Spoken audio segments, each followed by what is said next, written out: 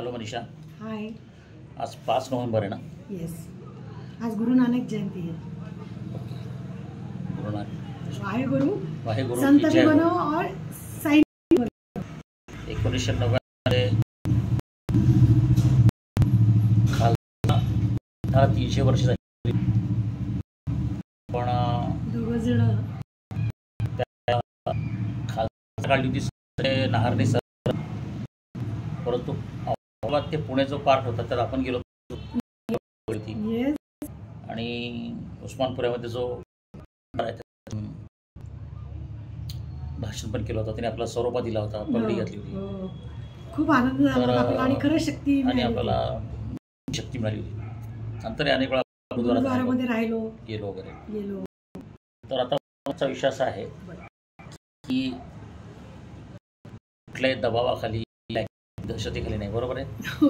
जे काय बोलतो ते मोकळेपणाने बोलतो। येस, आपण पब्लिक समोर आणतो। येस, मजबुरी,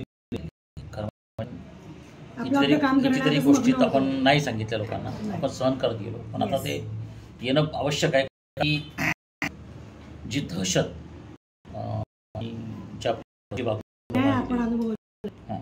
तर मला प्रश्न की 1999 माझं 10 न्यायाधीश 2 तिथे तुझी माझी पहिली भेट झाली। सांगितलं तुला माझ्याकडे कोणी पाठवलं होतं? मला पहिल्यांदा मेसेज असा आला, फोन आला होता की मनीषा जोशी यांना माझ्याकडे भेटायला पाठवा, पण मेसेज मला मिळेल तर मी शाळेतल्या मुली तुला दिनकर आणि बोरीकर रिक्षातून चालली, मध्ये स्कूटर घातली आणि तो योगाने तू आली तिथे। आता पुढे झालं की जे तू लग्न पुण्यात ऍडमिशन घेतलं, आपण एकत्र राहिलो, मग आपलं साखरपुडा झाला, नंतर लग्न झालं वगैरे। 29 नोव्हेंबर 99 आपल्या संपर्कात खरा साधक कार्यकर्ते सहकारी सगळ्यांची ओळख होती आणि प्रदीप मानायचो कधी आणि प्रदीपला तू अगोदर एकदा ओळखलं होतं, म्हणजे प्रदीपमुळे तू काय बरोबर आहे। आता पुढे की मग प्रदीपच्या वडिलांशी भांडून आला वगैरे सगळं झाले। आता हा आजचा व्हिडिओ त्याचा नाही, विषय नाही आहे। 2002 मध्ये शारदा निकेतनमध्ये आपल्याला शरद पवार साहेबांनी बोलवलं होतं, तिथे विठ्ठल शेटमणी आम्ही तिथे देशपांडे नाकारले, निघून गेलो। त्याच्यानंतर डिप्रेशन गेला, खूप दहशत झाली। त्यानंतर एक दिवशी तुला फोन करून त्याच्याबद्दल तरी काय नेमकं फोन करून मी तेव्हा रोडच्या भाग्यनगरीमध्ये होती आणि त्यांनी मला फोन केला की मनीषा, मला तुझ्याशी वैयक्तिकरित्या भेटायचं आहे। माझ्या आयुष्यामध्ये पहिल्यांदा असं वाक्य मी त्याला म्हटलं की का भास्कर कुठे गेला, तर कारण भेटायचं, म्हणजे मी प्रदीपला एकटी कधीच भेटते, पण की मॅटर आहे तू हसण्यावारी नेऊ नकोस। म्हटलं ठीक आहे, मला असं वाटलं की त्याचा काही प्रॉब्लेम ऐकूच असेल तर मी म्हटलं ठीक आहे, मी काय माझ्याकडे होती आणि त्यांनी मला सांगितलं, पत्ता दिला की गंधर्व हॉटेल जे आहे पुण्यामध्ये आहे, तिथे बोलवलं। तिथे त्यांनी बोलवल्यानंतर तो मला म्हणाला की जरा माझं म्हणणं की मी तुझा मोठा किंवा बोलतो आहे। म्हटलं की बोल ना, तर तो की भास्कर हे पहिलं तरच आणि मला वाटलं अगं मजा तो नाही मनीषा, आता फक्त राहिलेला आहे, आता आपण सगळेजण संपले आणि आपल्याला पुढे चालणे नाहीये आणि तुला एक भाऊ म्हणून वाचवायचंय मला, तर तू भास्करला तुला आता माझ्या वडिलांची की तू भास्करला याच्याबद्दल काही सांगायचं नाहीस। तर मी सांगायचं नाही, तर तो मला म्हणाला की तू मी आपण सगळेजण धोक्यामध्ये, तू आत्ताच्या आत्ता भास्करला जर डिवोर्स दिलास तर आम्ही देऊ असं तो. पण मग त्यांनी का कारण सांगितलं?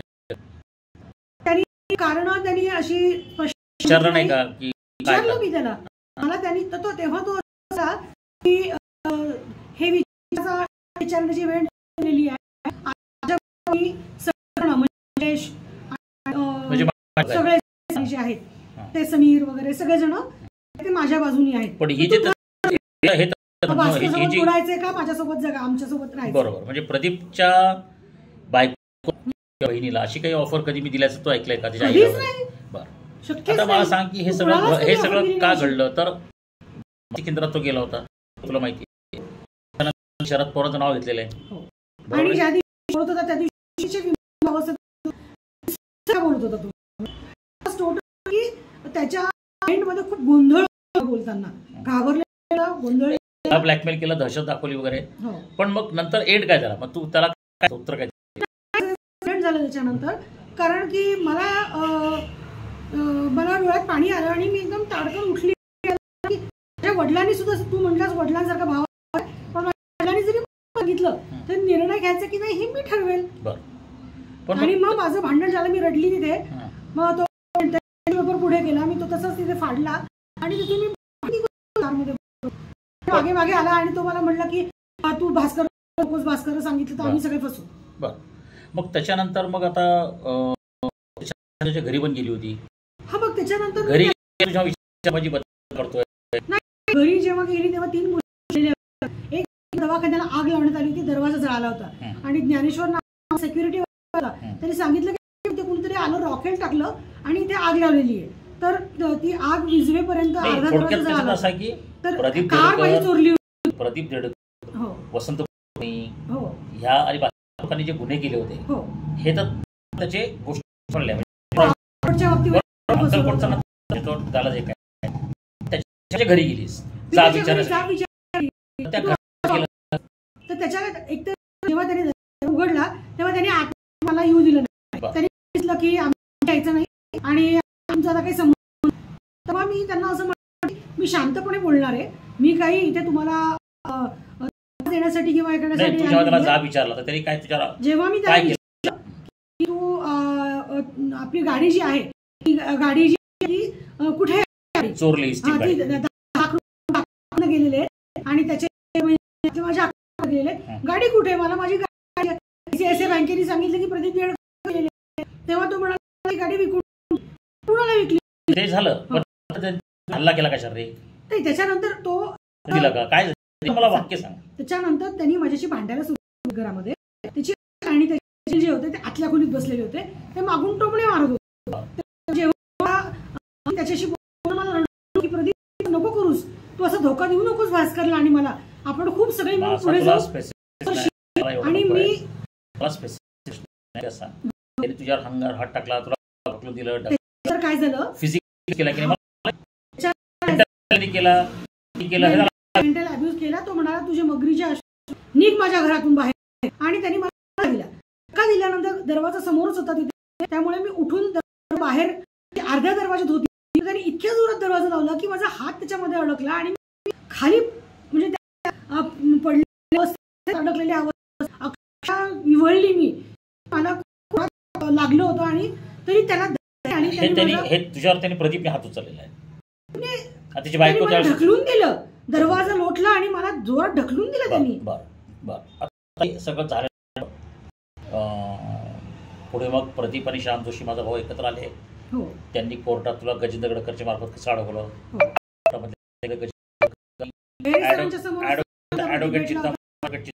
बोलली की तू प्रवचन बंद कर. ऍडव्होकेट चिंतामणी तुला ट्रॅप लावला, मला कोर्टाच्या बाहेर ठेवलं. गजेंद्र गडकरी तुला ट्रॅप लावला, अण्णा हजारेच्या भोसले ट्रॅप लावला. यात मनस्थिती पुढे न्यायालयामध्ये बाळासाहेब शिर्डी सांगितलं की मनस्थिती आणि शरद पवार मला सोडणार नाही. म्हणजे प्रदीपचं पण तेच म्हणणं आहे, मनस्थिती नाही, माझ्या नातेवाईकाचं तेच म्हणणं आहे. आणि आता 20-22 वर्षांनंतर तुझी आई म्हणते की तू वास्कोशीना सोड, घटस्फोट ते करू. जी गोष्ट 2000 मध्ये प्रदीप सांगत होता, आज 2025 तुझी आई. आम्हा राईट? हे खरं आहे का खोटं आहे? ठीक. तुला कोर्टात बोलायचं तर तू हे रात्री झोपेतून नाही उठून नाही जरी नाही नाही विचारलं तसं नाही, तरी म्हणजे माझे तू शब्द आणि प्रामाणिकपणे शब्द प्रामाणिकपणे तू हेच बोलत असेल. आहेस. हो हो ठीक आहे, धन्यवाद.